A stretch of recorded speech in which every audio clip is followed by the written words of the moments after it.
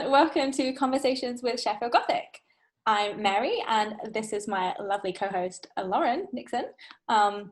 And today we have a very special episode for you, where I will be interviewing Lauren, and we'll be delving into all of the really interesting parts of her research. And for those of you who may know, she's a newly minted doctor, aka a plague doctor, but her research is definitely in Gothic literature.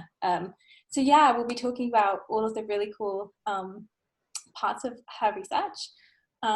So for those of you who don't know us, we are part of a group from the University of Sheffield, a group of postgraduate students and early career researchers interested in researching the Gothic and all things spooky. You can find us on our website at sheffieldgothic.home.blog, and you can also find us on Twitter at Sheffield Gothic and also at The Reimagining. So if you have any questions or want to check us out more, do have a look. Just pop on over. Yeah. Okay, so in this video, we're going to be talking about you, Lauren. So can't wait. You. So excited. So we're not, this isn't the kind of video where, we'll be talking about the fact that Lauren was born in the year of the snake, or that she's a Libra. We're going to be talking about the more important things, which is, you've just completed a PhD, which is a really amazing thing. And I think I did that. That was the thing that I did. It was the thing that you did. And, congratulations again for, successfully passing your Viva. Thanks, friend. So I guess, you've just kind of, you're at the end of your PhD journey. So maybe a good place to start is way back at the start. That was a real long time ago. Which we can get into. So yeah, what made you decide to start your PhD journey? And why the Gothic? Because a little birdie told me that you are also a renegade Jane Austen scholar. So yeah, so do you want to start by talking us through those kind of those first yeah, sure. I thought you were going to say I'm notoriously a scaredy cat. So why am I doing the Gothic? Which is usually what people's question is. Okay, well, for those of you that do know me, you already know this. The PhD is extremely long, especially if you do it part-time. So I am in the 8th year of my PhD study, because I did it part-time. So I started in 2013. But yeah, I actually never intended to do the Gothic.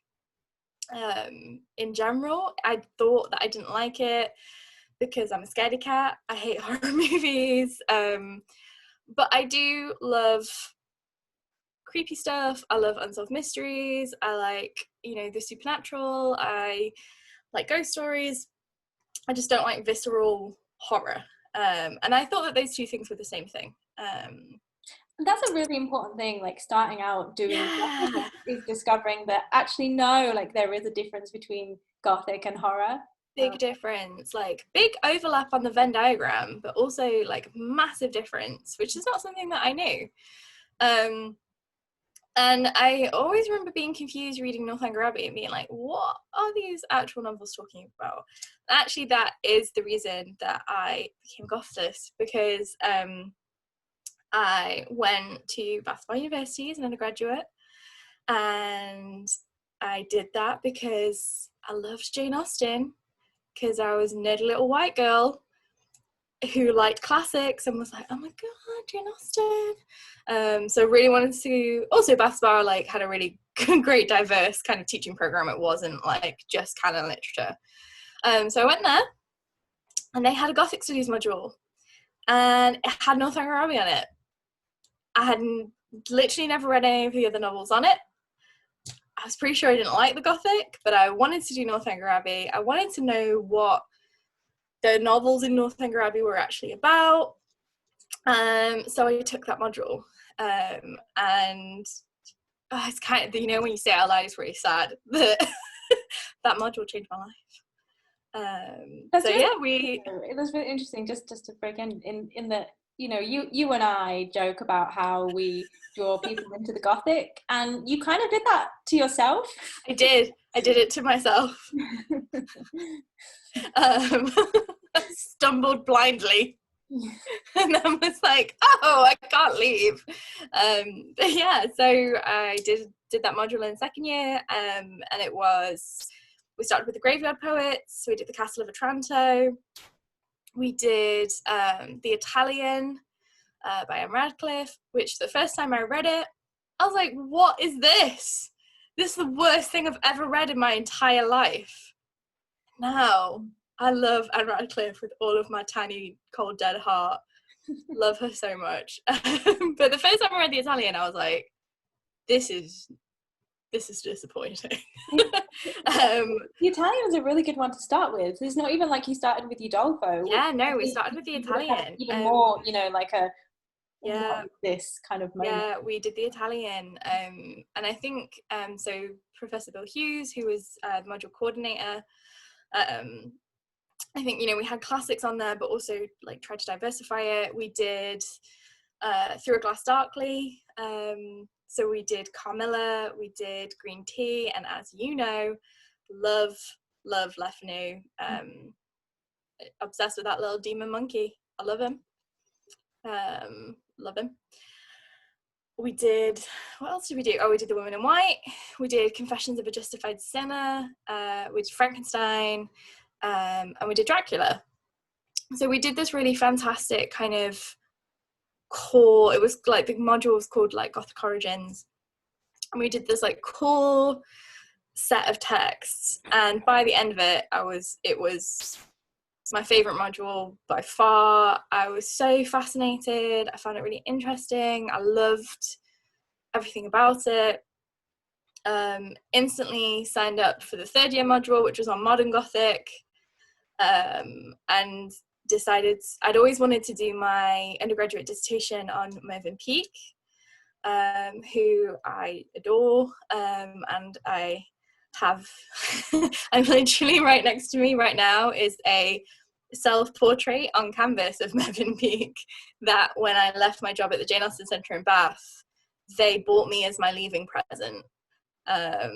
It is his self-portrait that is in the National Portrait Gallery, and you can order print canvases from the National Portrait Gallery. So he sits next to me, next to my desk at all times to inspire me. Watching over you. Watching over me. Making sure you're well and safe. And yeah. When I lived at home, my mum made me put the painting behind the door because it scared her too much when she walked in. But I really love it. So I wanted to do my dissertation on Peake's Gormenghast. Realized kind of partway through that in many ways it was a Gothic text, and then was like, oh, I actually really love the Gothic. Like everything that I'm interested in is like, I'm really interested in the idea of chivalry. I'm really interested in the idea of supernatural allegory. I'm really interested in the idea of like routine and ritual and place and all these things that the Gothic does. So I decided to do a very Gothic focused undergrad dissertation, and originally I had intended to be a secondary teacher, and I had done hundreds of hours of work experience. But as I mentioned, I was working at the Jane Austen Centre, and I, as part of my job there, started writing the boards, doing talks, doing stuff at the Jane Austen Festival, and my boss put me in touch with a publisher, and I ended up contributing towards a book about Jane Austen. Like I was lead author, and then that got me another deal, and said Professor William Hughes was like, hey, don't do a PGCE, do a PhD, which was just before Easter of my third year, where I had all of like my final deadlines, and I think I had a small nervous breakdown, and had already done my PGC interview at this point and gotten a place, rang my dad and was like, what do I do? So I decided, scrap being a teacher. I took a year out, paid off my first lot of student debt, obviously not my loan, just my overdraft. Did not make that much money. And then decided to do the PhD. So I really had never imagined that it was always something I wanted to do. I didn't know if I was capable. I didn't know if I would get on. I didn't really have the money to do a master's. You know, I'd always thought that maybe after a couple of years of teaching, it might be something I'd think about. But instead, I went headfirst into it. And I was really fortunate that there were supervisors who were interested in taking me on in the ideas that I had. And 8 years later, here I am with a PhD in the Gothic. I'm very glad that you decided not to do the PGCE and, you know, instead decided to come to Sheffield and do a PhD in the Gothic. I mean, personally, I think, you know, if there is fate, then this was fated to be, because otherwise I would never have met you. So thank you, Jen. Thank you to Professor Hughes and Jane Austen. I think it's also important just to, you know, highlight that there are lots of different pathways to the PhD. So yeah, it's totally fine if you do want to go and, you know, get a job in teaching or something else and then come back to it. And also it's totally fine to, you know, I mean, you skipped the masters essentially. But it's because you had, what is it, 2, 3? 2 of them are basically the same. Yeah, but you know, you have 3 books under your belt. And I think that it's, you know, it's just important to recognize your achievements, and, you know, of course you can do this, and you have done this, and again. Yeah, and you know, there were points during that 8-year period where I thought this was a mistake. I shouldn't have done this. You know, career prospects in academia aren't exactly great right now. You know, there were times where I was sat there and everyone who I'd started with had finished, and I was like, if I had been a teacher, I would be comfortable right now. I would be making a half decent wage. Like, why have I done this to myself? But I think the important thing, and this is what I would say to anybody that wants to do the PhD, is you do the PhD for yourself and for nobody else. I wanted to do it. Or for revenge. Or for revenge. Spite and revenge are excellent reasons to do pretty much anything. And yeah, like, I didn't really know what doing the PhD would bring me. I didn't know if it would, where it would take me, what would be the outcome. But, you know, I finished my undergraduate degree and I knew I wasn't ready to stop researching and not to be in academia anymore. And I'd worked all the way through my undergrad degree. You know, there was one point where I would go to work in the morning and work would put me in a taxi, and I would get a taxi to uni so that I could go to my afternoon seminars, which was hilarious when we had to start wearing Regency costume because I would have to get changed at work back into civvies, but my hair would still be like parted down the centre. So I'd like turn up to, you know, Irish literature having 20 minutes before been dressed like it was 1815. But I'd worked all the way through my undergrad degree. I'd, you know, done a lot of stuff, and I guess I knew that I could still work. And even though there were times where I thought, oh, I wish I'd have done this full time, I wish I'd done this funded, like, why am I doing this at all? Being at the end of it now and being able to look back, I'm actually glad that I did it in longer. My writing is so much better now than it was a few years ago. But yeah, it's funny when you say like the PhD journey, because I definitely didn't foresee it being absolutely anything like it was and like it has been.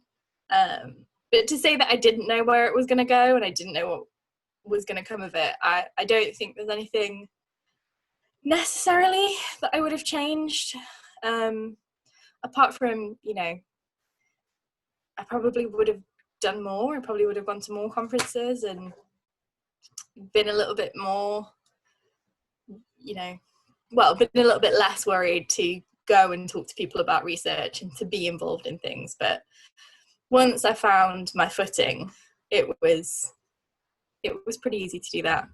And I met you. Yeah, which again, I'm very, very glad that so you mentioned your Regency dresses. So I guess we'll come back to that. We're going to talk about this every single time we do. We're going to be doing an episode about something completely different, and you're going to be like, Lauren, remember how you have Regency dresses? Yeah, I just think it's great. You know, just add it to the list of things that I think are really interesting and great about you. Okay.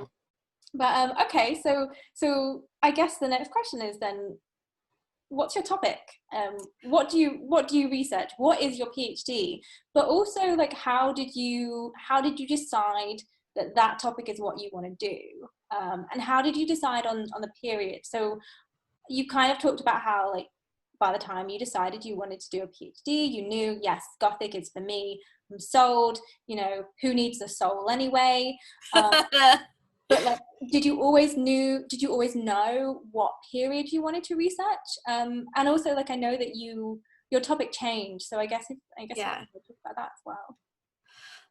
I think I always knew I wanted to do the long 18th century. I am interested in other periods, but the long 18th century has always been the thing that I've been drawn most to. I think because it is a time of such... every time is the time of significant social change, but the 18th century is, you know, you have the Age of Enlightenment, you have the cult sensibility, you have the development of the middle classes, you suddenly have all these people becoming literate and moving around and trading, and there's the birth of the novel. So I think the 18th century was always going to be what I wanted to do the PhD on, if only because it seemed almost like the starting point. If you're going to do a PhD on Gothic literature, you start, well, unless you're going to do like some of our very talented friends and look at kind of Gothic and Proto-Gothic, and you're going to take it to its origins in the Middle Ages and earlier.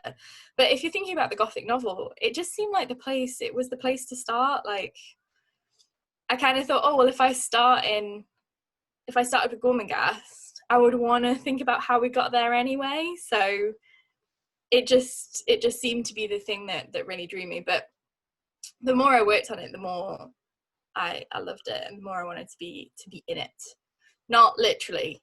I'm not one of those people that wants to live in the 18th century. I just need to clarify that with the whole, you know, owning Regency dresses. As shit as 2020 has been so far, I do not want to live in 1790. I'm cool. Like, I'm quite happy living in the 21st century. It has its own problems and its own place. Yeah. But full confession, when I decided that I was going to do the PhD, I had literally no idea what I was going to do. We had coffee, Bill and I had just done 3 all-nighters. I'm pretty sure I went in my pajama top. Like, I just remember feeling horrible and regretting every life decision that I had ever made that had gotten me to that point. And we went for coffee and we sat there in the SU. I don't even like coffee. I don't even drink coffee. I don't know. That's the state of mind that I was in. I was like, yes, I will have a large coffee, please. Every time you and I get a drink, you're mostly drinking Diet Coke. No matter what time of day it is. And sometimes you'll get a hot chocolate. Yeah. Or iced tea when we're in the States. Yeah. Big iced tea fan. Coffee. But yeah, coffee. I drank a large coffee. And I just remember Bill saying, you know, do you want to do the PhD? And I was like, yes. What does that entail? How does one do a PhD? And he was like, well, it has to be original. You have to come up with an original topic. Like, what do you find interesting? And I, off the top of my head, was like, well, you know when Gothic heroines swoon? do you think that's a plot device, or do you think it's like something else? He was like, yeah, do that, I guess. And I was like, yeah, okay, cool. So that, you know, that was like a very basic conversation. And obviously I knew that that wasn't enough of an idea to take on. But what I started thinking about was like, oh, maybe like the Gothic had this reputation of being sensational and being like bad literature, and you know, I was like, oh well, maybe I can look at the tropes and the conventions and kind of see how they're being used and see if they're being used subversively, you know, think about stuff like that. So I kind of developed this tentative project about female writing and female readership in the Gothic. Took a year out, wrote some more books, made some money, paid off my overdraft, and then like literally a year afterwards, because I went down to Bath for my friends in the year below me's graduation, met up with Bill again, and he was like, okay, there's these people at Sheffield, you know, they'd probably be really good for this, let's write a proposal. So I did, and I still didn't know. I was like, what is a PhD? I was literally Googling what's a PhD proposal. I didn't even know how you applied. I got absolutely no idea. Submitted it, emailed my supervisor first saying, hi, this person told me to email you. Would you like to be my PhD supervisor? And thank God she said yes. So yeah, they were like, yeah, sure. So I wrote my proposal. I remember starting on my first day and not really knowing what I was doing and sitting in Western Bank Library like, I'm a PhD student. Yeah. Reread some Anne Radcliffe. That's probably the one like consistent thing all the way through, was I knew I wanted to do Radcliffe. And I knew particularly that I found Romance of the Forest really interesting. And that I maybe wanted to do the earlier novels because there'd not been so much focus on them. So I started working on this project, and didn't really have a bunch of direction. So was looking at femininity and female readership and female writership and like the Gothic as a female language. So I was like, oh, for my first chapter I should ascertain masculinity so that I can then talk about femininity. And I'd read, you know, Janet Todd's Introduction to Sensibility, where she says that as, you know, sentimentality and sensibility became more popular, the masculine sphere became broader. You could cry, you could have emotions. It pushed femininity into a more extreme. So I was kind of like, oh, okay, well, maybe the Gothic's responding to this like contracting female sphere.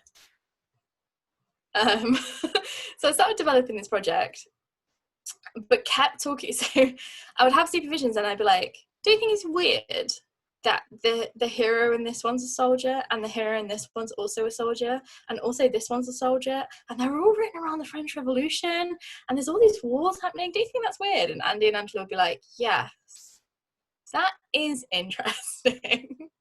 And then honed in on the men in uniform. Men in uniform. Just can't help myself. So I wrote this chapter. I think the only thing I regret about changing my topic is that I read Clarissa 4 times and I carried it round with me and I almost died because my backpack was so heavy that I once fell backwards on the stairs in Sheffield train station because I was weighed down by Samuel Richardson.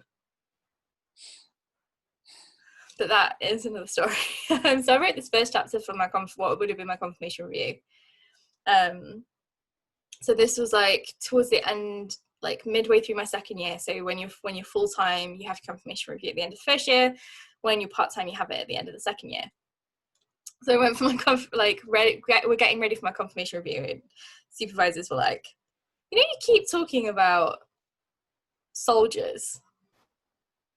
And you were talking about, you know, how you think it's really interesting that there's all this stuff about chivalry and that there's this anxiety between like the rake and the fop. And I was like, yeah. Because I was doing a lot of work on rakes because they're extremely interesting. And they were like, what if you do your project on soldiers instead? And my initial response was to cry Kathleen took me we walked to Costa. I stress ate a gingerbread man in about 2 seconds, and then we walked back. And by the time we got back, I was like, actually, this is really interesting. And I'm glad they did. The key to the PhD is being original, but also enjoying it. And I think in hindsight, the reason that I didn't have much direction at the beginning of the PhD is because I knew I loved the novels, and I knew I wanted to be a PhD. I wanted to be a researcher. I enjoyed giving papers. I enjoyed being part of the research community. I wasn't super passionate about my topic. I was passionate about my texts. I was passionate about the Gothic. I was passionate about my authors. When people would ask me to explain my project, I'd be like, oh, well, But as soon as this idea of, well, why are there so many soldiers? What is this about? Like, what is this telling us? As soon as I hit onto that, it was just that massive shift. And I realized that was what I'd been waiting for, was that like light bulb moment. I think a lot of people, the first year, whether you're doing it full-time or part-time, the first year of your PhD is mostly just working out what the topic is. It's so aimless. You're basically wandering around the forest. Like, that's interesting. Yeah. Oh, that's interesting. Like, you're just sort of like, I kind of think of the PhD as like Katamari, which is a great video game where you basically roll around as this ball and you pick things up as you go, but you start out really small. And that's how I think of the PhD. Like, you start out just kind of rolling around aimlessly, not really sure where things are going, not really sure what you're doing, and then you just amass knowledge and direction, and by the end of it you're like, haha, I've done it. Like, I'm whole. this is a project. But at the beginning, it didn't know my ass from my elbow. Like, genuinely didn't really know what I was doing, didn't really know where I was going. And then the minute that they said soldiers, these ideas just started to form. And even, by my confirmation review, I actually don't think that my thesis statement changed much from confirmation review to finishing. So I had my confirmation review in 2016, because they gave me extra time because I changed my topic. So I had my confirmation review sort of 4 years before I finished. And the way that I write and the way that I analyze and things like that changed. But I think as soon as I started thinking about it, I could see the picture. Like, I could see that in these early novels, kind of immediately before and after the revolution, where the threat of war is becoming present, that there's this push to galvanize heroism and to redefine the soldier as a hero and not as this like terrifying vagrant at the side of the road, and that there's this kind of idealistic construction of chivalric masculinity that is both sentimental and courageous, and that can stare at the landscape and be moved by it, but is also gonna cut a guy. Like, that this was this kind of like early Gothic. And then as you got into war, and as the War of the First Coalition starts, it starts to complicate and it starts to get stranger. And just looking at Castles of Athlone and Dunbayne, which is Radcliffe's first novel, looking at Mysteries of Udolpho, which is only, I think, 5 years. I think Castles is 1789, and Udolpho is 1794. Even in that like 5-year period, you go from, oh yeah, they're brave soldiers and this wonderful chivalric military community, to soldiers are terrible. Look at what they've done to this poor man, and they're corrupted and they have no morals, and war has ruined the Italian countryside and war ruins beauty. And I was like, yes. Why is no one talking about this? I'm going to talk about it. And yeah, I think that's kind of how I got there. So my actual thesis title is This Trade of Death, which is a quote taken from a Charlotte Smith letter, which you found for me. Charlotte Smith's son, one of her younger sons, was Charles, was there was no money to send him to university. The War of the First Coalition had just broken out. There was lots of push for people to purchase commissions and take officer positions. So he purchased an ensign. He was deployed to France. And literally 6 months in, at the Battle of Dunkirk, he gets his leg blown off. And he comes back crippled. And she is absolutely horrified. She writes these letters where she's like, he literally becomes this sort of this abstract sort of abject horror. She hasn't seen him yet, but the idea of her son wounded at sort of 20 years old is just so horrifying to her. And she calls the army this trade of death. And I was like, yes, perfect. This is a thesis about soldiers and the Gothic. Thank you, Charlotte Smith. And then the dry, drab subtitle is War and the Figure of the Soldier in the Gothic novel, 1764 to 1823. So I start with the Castle of Otranto and how it thinks about chivalry and soldiering in the immediate aftermath of the 7 Years' War, move into the French Revolution, War of the First Coalition, War of the Second Coalition, War of the Third Coalition, War of the Fourth Coalition, and then 5, 6, 7, 8, 9. There were too many coalitions, man. Fortunately, you can split it into, I actually don't know if it goes up to 9. I think it goes up to, maybe it does go up to 9. I just started calling, there's a point where it becomes the Napoleonic Wars, and then I abandoned coalition. I was like, Napoleon's here now. Let's not talk about them. Let's not talk about them anymore. Which I'm sure he would very much appreciate. Yeah, he'd love that. Yeah. So I looked at the like how is it different between the Revolutionary and the Napoleonic Wars? Like, does Napoleon change things? The answer was yes. And then finished with Jane Austen's Northanger Abbey, Pride and Prejudice, and Persuasion.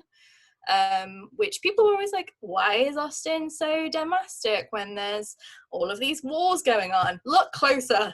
They're all about war. And I think that's actually a really nice way for your thesis to end. Because I mean, Yeah. You started off being an undergraduate student working in the Jane Austen shop at Bath, right. all of these Jane Austen books, and you love, that's how you got into the Gothic. And now here you are, you've got this thesis, and it's a proper academic thing, and but Jane's still there. She's my girl. Yeah, she's got my back. Yeah, so I kind of looked at Austen as like a Gothic legacy. And thought about how war exists in those novels and how it differs in that sort of Napoleonic and post-Napoleonic period, and then finished with Mary Shelley's 1823 novel Valperga,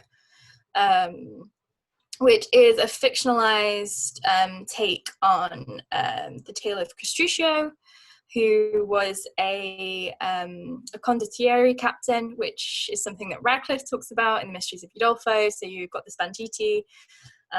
It's an absolutely fantastic novel. I'm hoping that I'll get to come back to Valperga and talk more about it, but it's very, very anti-war.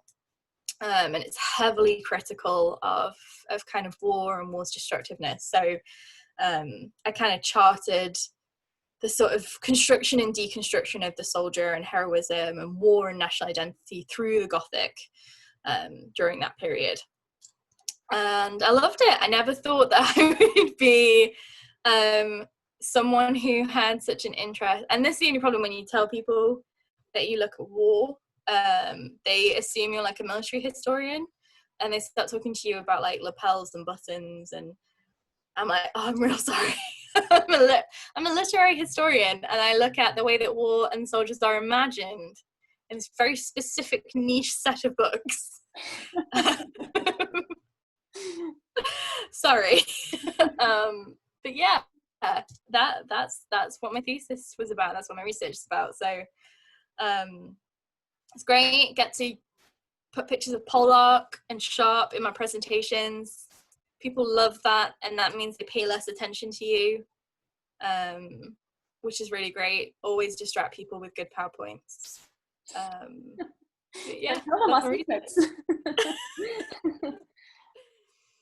But yeah, I think, you know, I am biased, but I think that Gothic is great, and I think your work is great, and you know, I would be reading my texts and I would come across a soldier and I'd be like, oh, okay, well, this is one for Lauren, and I'd just pass it along to you who you know, sat next to me at the office, or I'd send you a message being like, Lauren, you have to check out this book. And I mean, yeah, that's, you know, I was reading Charlotte Smith's letters for my stuff, and I was like, there's so much war in here.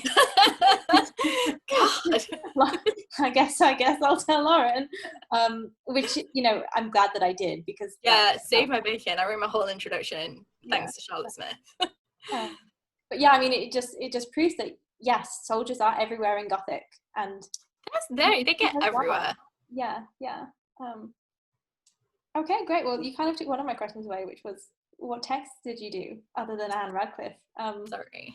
But I guess, yeah, so I guess with your research, have you been anywhere interesting to do your research?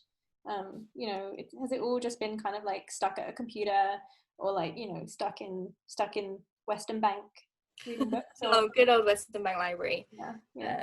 Which is great. You know, there's nothing wrong with doing your PhD, you know, via computers and via kind of your university libraries. But yeah, have you been to visit any kind of interesting places? I actually did go. I was really lucky to get the Copley bursary from Bars, and I went to the Lewis Walpole Library, which is in New England, and it's part of Yale now, but they have everything you could want when it comes to Walpole's family. So they've got manuscripts, they've got letters, they have, I'm pretty sure it's like the biggest collection of British art outside of the British Museum, I think. Anyway, it's absolutely fantastic. And I went there in November because it was the cheapest time to get a flight. It was absolutely freezing. It was so cold. And because it was so cold and dark, I was so jet lagged. But yeah, I went and I was really lucky to look at some manuscripts there and do some in-person research of stuff that hadn't been digitized. And I spent a week there trying to decipher handwriting. I took hundreds of pictures, which if you visit an archive, make sure that at the time when you are taking photos, you label the photos you are taking. So during the final weeks of your PhD, you do not find yourself with 400 photos, all called IMG 617225. Good advice. Because then you realise that you don't know what order they are in. I wrote, because obviously it was an archive, I don't know why I did this. Instead of typing up the letters as I was reading them and typing up manuscripts as I was reading them, I made notes in a notebook in pencil.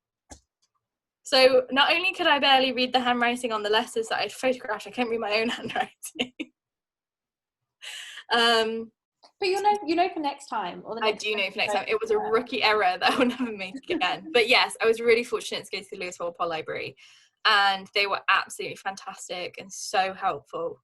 Their collection is fantastic, and they let researchers, so they do offer fellowships and bursaries, but they let researchers stay for a week, so you can kind of stay Monday to Friday in Root House if it's free, if there are rooms available, and you can use the library. It's just wonderful. It's a really great place to work. I got to see the exhibition that they had on at the time, and it was really interesting. And yeah, that was probably kind of one of the, you know, like when you imagine yourself as being a researcher and you're like, yeah, I want to go to the archives, you do all this stuff, and then you realize actually what you're going to do is sit on your laptop on Echo looking at pamphlets, typing the word soldier into databases multiple times with different combinations. But yeah, that was really wonderful, and I'm really glad I got to go, and I'm trying to find an excuse to go back. Okay, well that actually leads quite well into my next question, which is, now that you have your PhD, you've got it, it's done, and you've got to the other side, and you survived. I did. And you're still alive. Unless this is actually a lucid dream and I'm in like an exhaustion coma somewhere. As far as we know, reality, reality is real, and you have passed your PhD. So, what's next for your research? Well, hopefully, so I'm currently working on my monograph proposal. So hopefully I will publish a version of this research as it is. And hopefully I can kind of take this further. I'm really interested in not just war and the presentation of war, but what comes afterwards. What I find really fascinating is the way in which, because the Gothic is a literature of terror and it's a literature of anxiety and fear, trauma is something that can be represented. And I think it's really interesting that the Gothic, it's a really fantastic moment in Mysteries of Udolpho where Emily, it's when Udolpho is being attacked, there's this fight going on. Emily is trying to get to her aunt. She thinks that Montoni has locked her up and is poisoning her and murdering her. She's not entirely wrong. So she tries to make her way across the castle using the chaos to try and find her aunt. And this is why I always kind of go, really, when people say the Gothic heroines are really naff. Because I don't think I would run across a castle while a bunch of people were fighting. I'd be like, let's stay in the room. Let's not do that. But anyway, she braves it. She goes down to the castle. And she finds this alcove and she thinks that it's her aunt. She pulls back this curtain and there's this grotesque, dying body of a wounded soldier. And she's absolutely horrified by it, and it's one of the kind of moments of true horror rather than terror in Radcliffe, and she's so horrified that she has an actual mental breakdown. It only lasts a night because of course the book has to carry on, but she completely loses her senses, and she is so traumatized by what she sees and by this this kind of battle that's taking place and by this horrifically wounded body. And it's kind of like what Charlotte Smith describes, imagining her son. This the wounded body is abject. War is this kind of horrifying rather than terrifying experience. And Emily has a complete psychological break. And I touched on it in my thesis, but I think there's so much more to say there about how the Gothic is able to talk about something that didn't exist. Trauma is a relatively new concept. It's something that we've only really been giving a name to. It's certainly something we've only been diagnosing for 40 years. So I'm hoping to kind of continue that research and to kind of look at the post-Napoleonic, because Napoleonic's a big turning point. The 7 Years' War is kind of the first global war. But the Revolutionary and the Napoleonic Wars are the first sort of big precursors to modern warfare. The betrayal of the revolution, the amount of death, the amount of money it cost, how far flung it was. The trauma from it is massive. And you do get it in stuff like Vanity Fair, but where you seem to really get it is in the Gothic, where it's not necessarily talking about the Napoleonic Wars. But it is talking, Mary Shelley writes Valperga, and Percy Shelley literally says, this is about Napoleon. Castruccio is a little Bonaparte. And it's this novel where Shelley's war's terrible, it ruins everything, these great people have died, the country is in shatters, and then it just ends on this like horrible sad note, and I was like, oh yeah, this, why aren't we talking about this? So that's my next project, hopefully, is thinking about trauma. So real fun, I like to keep it light. Indeed you do. I do. Yeah. But it's nice that you didn't plan necessarily to go into the Gothic, but now that you have, like, you're completely sucked in and it's part of you now and you don't want to let it go. So. Yeah, I mean, when you put it like that, it's incredibly sinister, which is quite fitting, really, considering the discipline that we chose. I put it like that.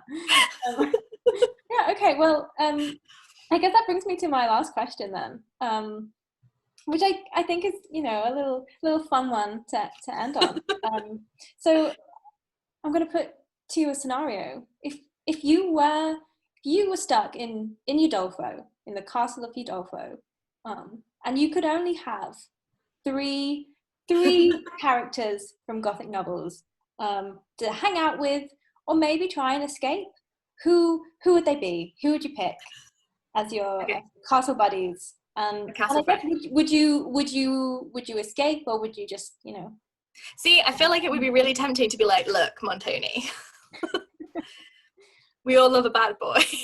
You've got some problematic qualities, but, screw Valancourt. Like that whole novel, Emily's like, oh, Montoni, he's so bad. And you're like, oh, Emily, hun, that's a crush.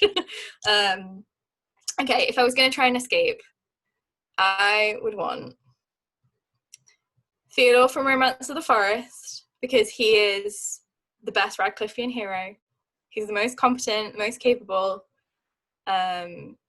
He's basically Prince Philip from Sleeping Beauty. Ask me about my Romance of the Forest is Disney Sleeping Beauty at another time, but it is literally. We'll save that for another video. Literally, the scene in which Adeline and Theodore meet is exactly the same as Once Upon a Dream from Sleeping Beauty. But yeah, I want Theodore because he's pretty badass. He's like Radcliffe's perfect soldier hero. And I feel like he's quite capable. Like, he could take the lead. I often end up being the leader in situations, and it would be really nice just to be like, hey dude, can you help? So that would be cool.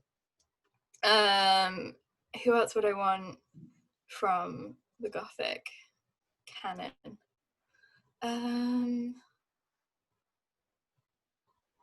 I would probably then want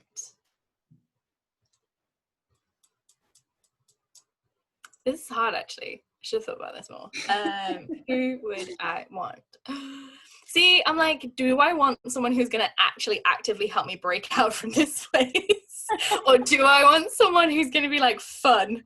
I'm going to have a good time. You don't necessarily have to escape. You just want to hang out in a castle with some of your fun. Well, part of me is thinking maybe actually what I would do is pick like, maybe I'd have like Theodore, maybe Buffy, like maybe Blade.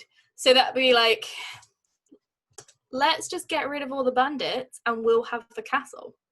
Yeah. Like, I kind of want a Gothic Italian castle. Might get rid of the wax pennants. Maybe donate that to a museum, because I don't really want to live in a house where there's a wax pennants, because that is actually quite terrifying. But I think probably I would instead of trying to escape the castle, I would stage my own military coup, and then I would take over the castle and host really cool dinner parties in it. Imagine doing a murder mystery in Castle Udolpho. It'd be so good. We should rent a castle and do a murder mystery. Maybe I'll have maybe I'll have Theodore and Buffy, and then I'll have actual Anne Radcliffe. So me and Anne Radcliffe can have tea and talk while they like kill everyone else in the castle or do whatever they're going to do. Heavy lifting, maybe a bit of flirting. I feel like Theodore would be. Theodore and Buffy. Interesting. Yeah. That could be fun. And then I'll just be like, cool, now I live in this castle. Anne can finally see Italy. I feel like I'd be doing her a solid. And I'll live in Castle Udolpho. I might even keep Montoni alive, I don't know. Keep him in your basement. Oh, how the tables have turned. Or maybe it can be like, what is it? What novel is the one with a cave where there's someone kept in a cave under the castle? Sicilian, that's Sicilian romance where Maybe they're like, oh, there's this creepy part of the yeah. Oh my god, our mum's been down here the whole time. Yeah, that one. That's Sicilian romance, yeah. With Montoni and obviously chained. Yes, of course. Yeah. Yeah.